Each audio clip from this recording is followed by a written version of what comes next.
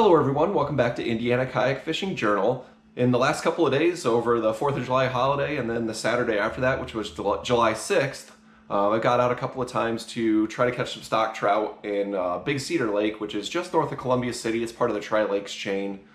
Now what happens is when the water starts to warm up, the water in that lake, both trips was 85 degrees at the surface. These trout will gravitate down towards what's called the thermocline, which is where there's cool water that also is oxygenated still. So they search out this cooler water that's got a lot of oxygen in it because they really can't tolerate the warmer temperatures. So what you have to do to catch them is you have to be able to get down to them to get lures to them. And they're about 20 feet down, 15 to 20 feet down depending on the day. So I'm going to show you some of the gear that I was using first, and then I'm going to show you some of the footage from yesterday. So to start off with, I've got my rod and reel here, and what I've been using is actually the gear that I was using for steelhead this past fall and winter. And basically what I've got is I've got a small line counter reel on here. Now the line counter is extremely important for my next piece of equipment that I'm going to show you. And then I've just got a rod that's got enough backbone also to handle my next piece of equipment. So let me go ahead and show you that now.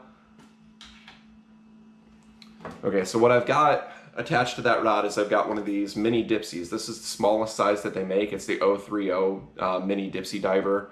Now, like a lot of the other Dipsy Divers, it does not have one of the releases. So when a fish strikes, this just stays planing like it normally does. That's one of the unique features of this little Dipsy Diver. Like I said, it's got a weight on it. You can adjust it to one side or the other to get it to plane out one way or the other behind the boat, depending on what you want to do. And like I said, and then the more line you put out with this thing, the further it's generally going to dive. So there's really no depth chart for this, so I've kind of had to experiment with it and see how much line out to get it to hit the bottom. So what I've done is I'll put 75 feet of line out and I'll go over 20 feet, 15 feet, 10 feet and see when it starts to hit the bottom, and that way I know really how deep it's diving. And it seems like when I have about 75 feet of line out, this guy will go down about 15 feet. When I have about 100 feet of line out, it seems like it's getting down there about 20 feet. So those are the two depths I've been focusing on these past two trips, and those have been both productive for me these past two trips. So like I said, pretty important to have that line counter because it lets you know how far down your Dipsy is getting. There's a lot of other different solutions as well for getting down there. This is just the one that I happen to have and the one that I've been trying to use, and it's been pretty successful for me. So what I have attached to that is I've got actually 3 feet of 20-pound fluorocarbon, and then from there I've actually got one of these mini flashers tied in. So this is just an attractor. It's only about 4 inches long. You can get these in a huge variety of colors. Now what this does is it goes down into the water and it makes this big circular motion, and it flashes and it draws fish in. And what I've got attached to that is 12-pound fluorocarbon. I've got about 18 inches of that. Down to a fly that I tied. It's a tube fly, so it slides up and down the line, which is nice. So when you catch a fish, you can kind of just slide the fish out of the way and then unhook them. I've got a treble tied on the end there. Now what I've done is I've got that tube fly in there, and then you can see all those beads that I've got on there. And that's one, to add some color to the fly, and then two, it also positions that hook at the very back of the fly, which is where these fish tend to strike when you're trolling for them. They come up behind the fly and eat it from behind. So like I said, that's a pretty effective way of getting them. Now that setup, this flasher fly, was by far the best combination that I've had the past 2 days. Yesterday especially, out of the 7 strikes that I got yesterday, 5 of them came on this flasher fly. So that's been a really, really good combo for me. So I'm definitely going to tie more of these up, and then I'm going to get a few more of these flashers to try out here in the near future.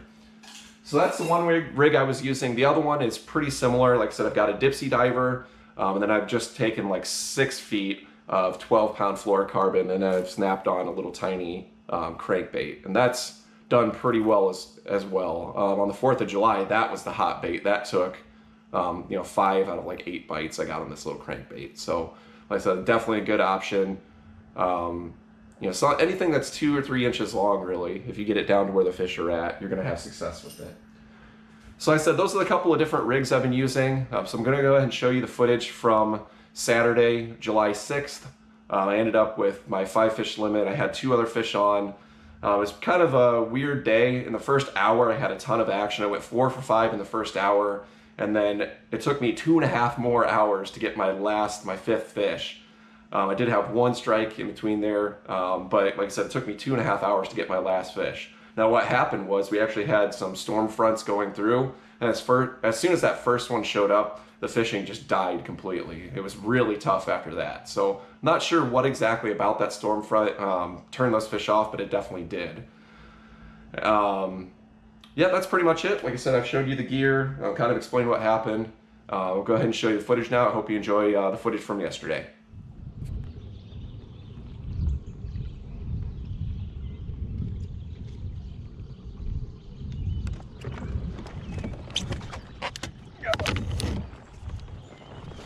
Got a live one here.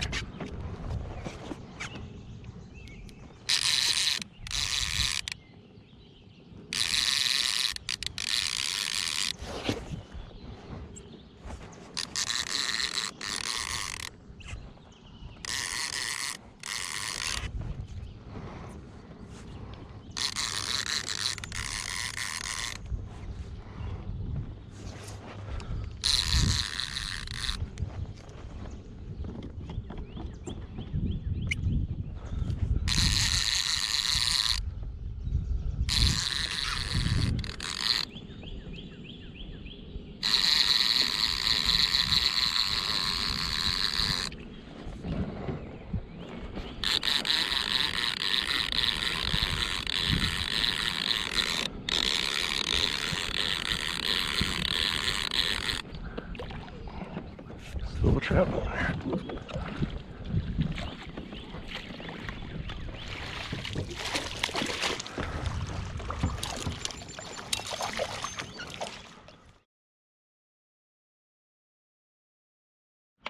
Well, wouldn't you know it, my battery died and I just doubled up on 2 nice trout. I would figure one on each rod. My GoPro died right before it happened, so unfortunately I didn't get any footage of that. That was just insane. I can't believe I actually got them both. Thought I'd lose one of them for sure. You know, like the one fish came off in the net, the first one, and then I was reeling in the second one, and I dipped the net in the water to scoop the second one, and I forgot the first one was unhooked. So I'm surprised. Actually, I was surprised when I looked down there that he was still in the net.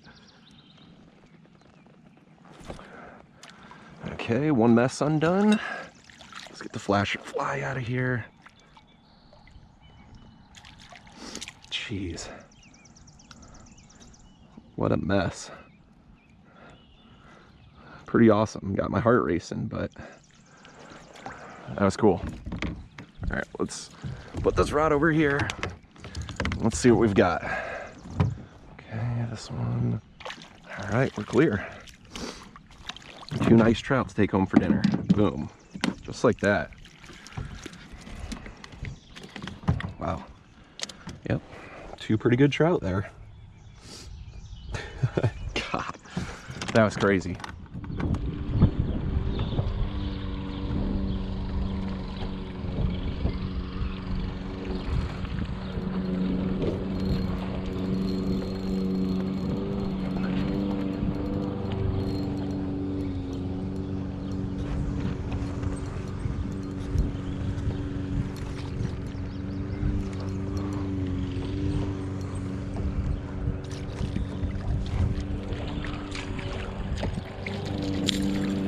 Wow, another nice bluegill on a crankbait. Holy cow.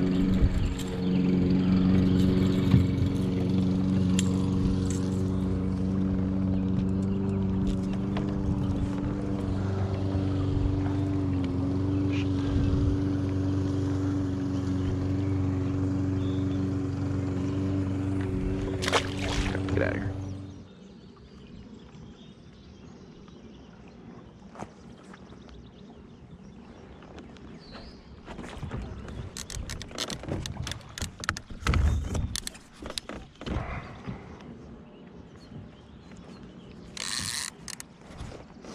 Wow, that fish was pulling like crazy.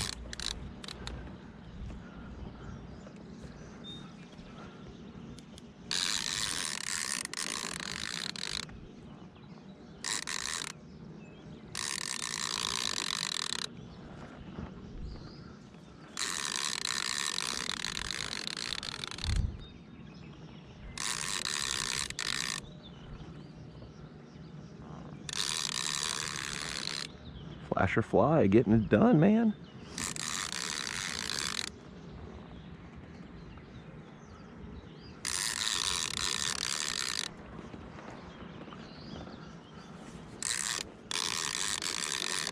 Got that flasher fly to the right depth, man, and it is killing them.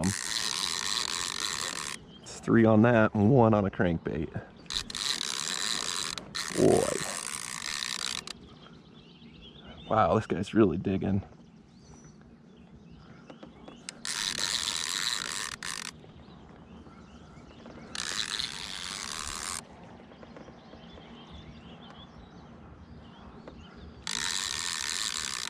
Stay on there, bud. I want to see how big you are. You look like a good one.